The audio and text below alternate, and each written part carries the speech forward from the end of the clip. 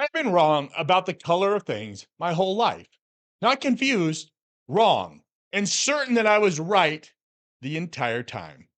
I'm colorblind, mild due tan, if you want to know the name for it. And what it means is that reds don't really show up for me. Red and green can be very confusing. They're very similar to my eyes, and in low light, they are exactly the same thing.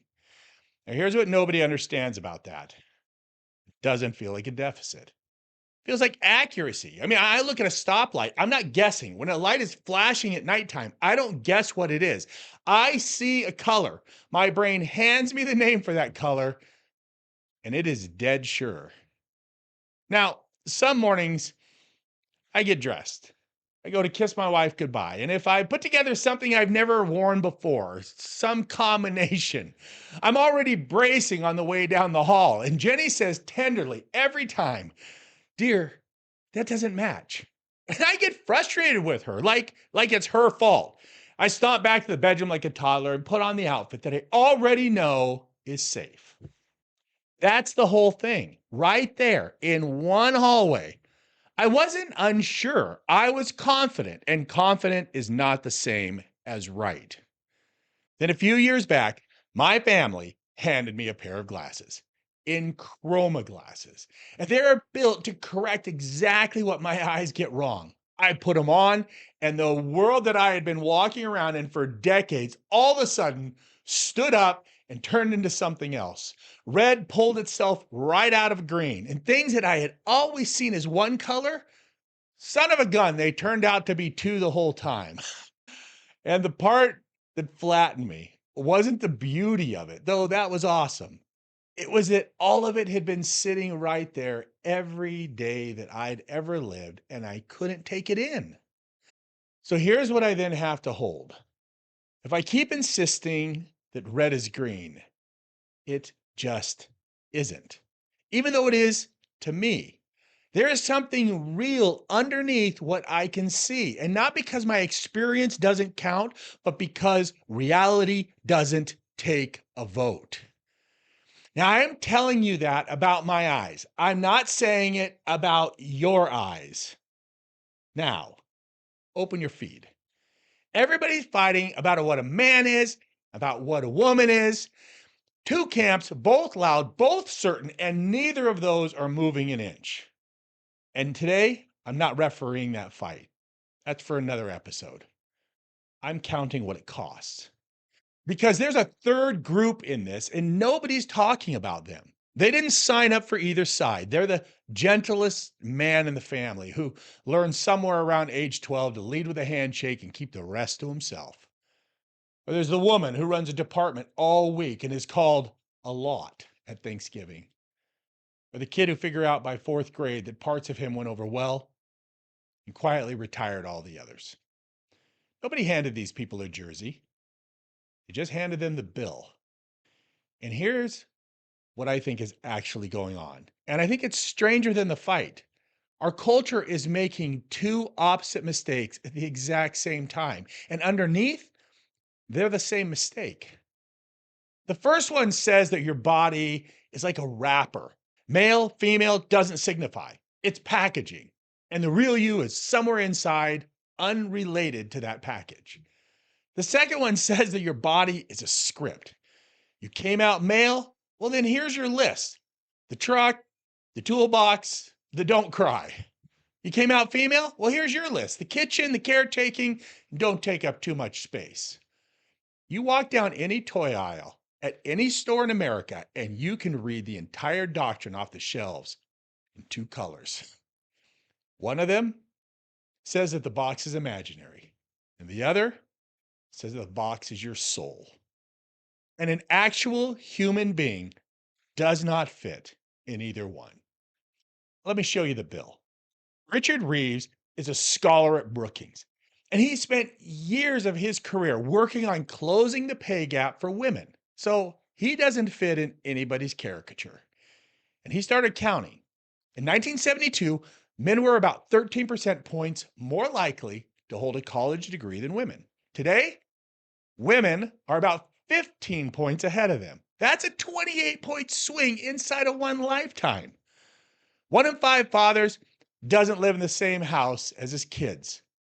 Most men earn less today than men earned back in 1979, while women's wages have climbed across the board. And here's the one which I'd ask you to sit with.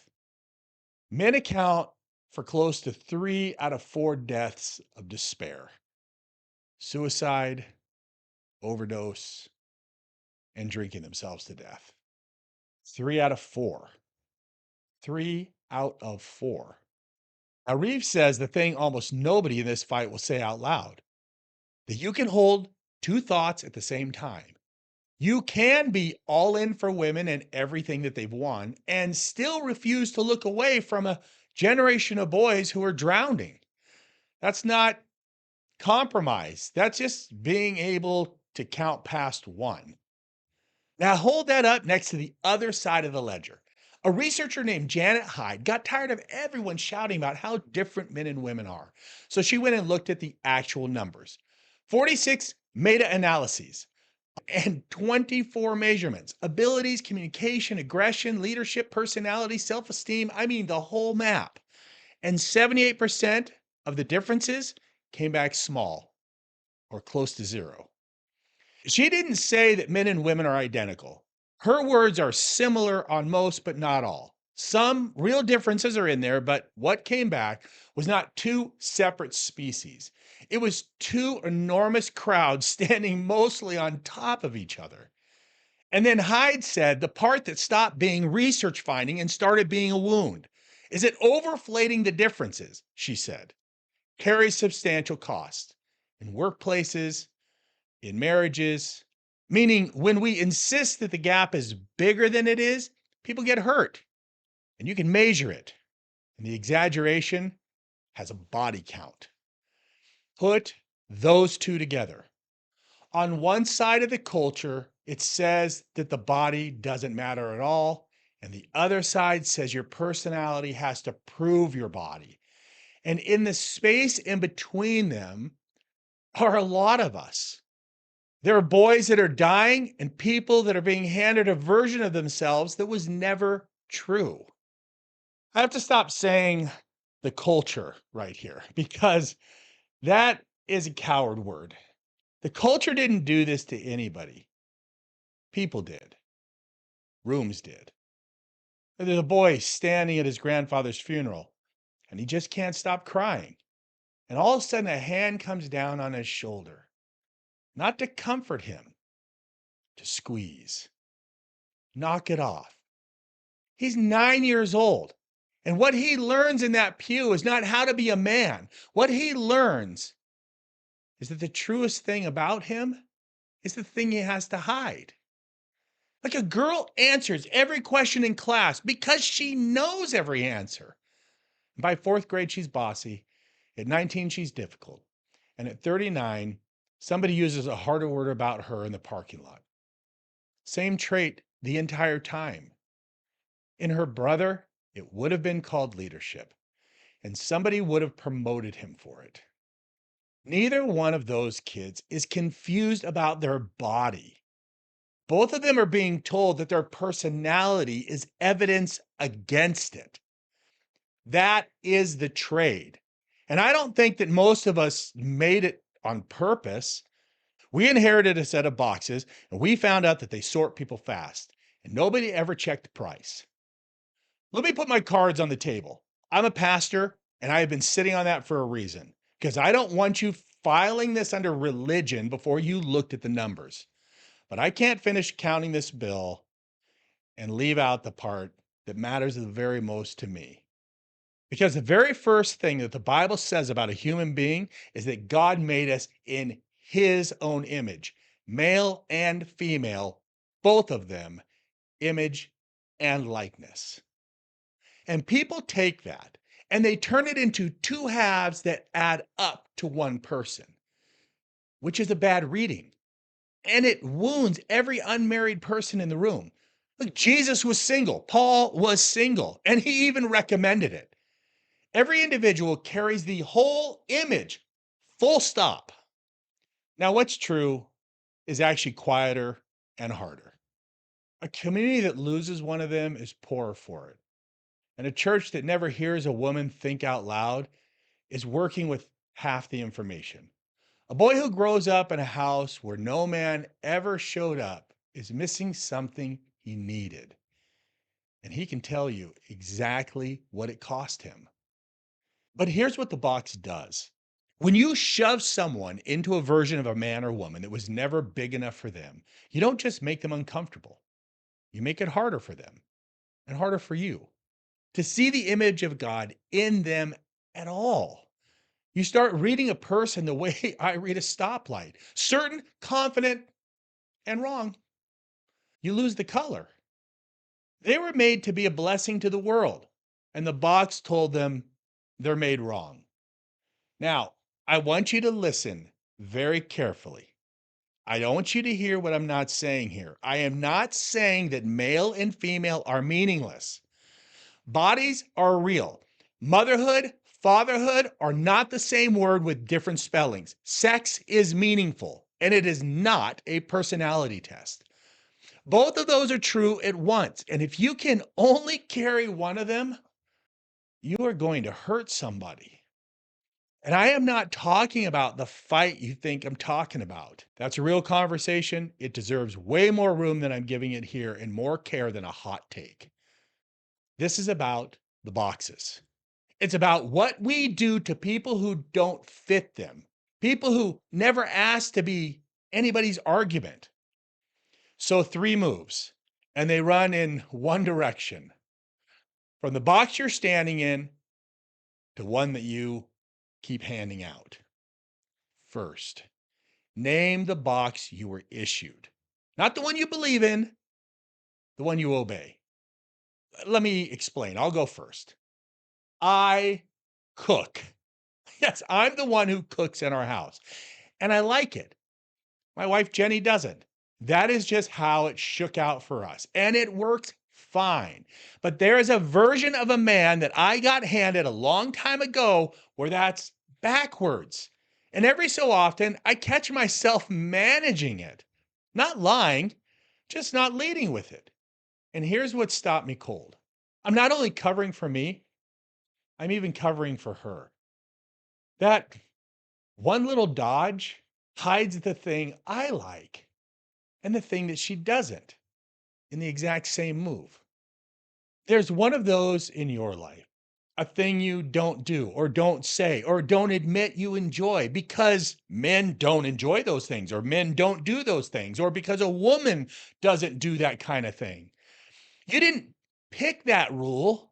Somebody handed it to you before you were old enough to argue. And you followed it so long, you've mistaken it for conviction. So say it out loud to one person. Something. Some guy out there needs to admit to his buddy, I love to crochet. Some woman out there needs to admit, I love to wrench on cars. You just have to say it. That is the whole first move. You cannot stop enforcing a rule that you can't see. Then secondly, catch yourself measuring. Somebody this week is going to do something that doesn't match, and you'll feel it. I mean, it's a half second right behind your face. Your son cries at a movie. A woman in a meeting says the hard thing and doesn't apologize afterwards. And when you feel that half second, don't bury it and don't act on it. Just notice. That's the box. Still installed and still running in the background. The third thing, give one person the thing that you weren't given. One person. Say the sentence out loud that nobody said to you. A nurturing man is not less of a man. A strong woman is not less of a woman. You are not broken. Whatever you got told about yourself when you were 9, you can hand somebody the opposite of it this very week. I still can't see color the way you do. The glasses help. And then I take them off, and it's my same old world again. This isn't going away. But I know something now that I didn't know before I put them on. The color was always there. My certainty was never proof of anything. And the fact that I couldn't see it never made it less real.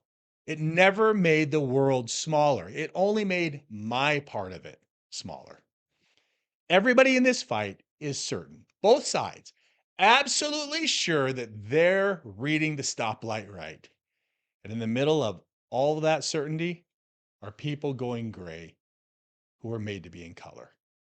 You don't have to win this argument. You just have to quit making somebody else smaller with it. Fog has been the same thing every time.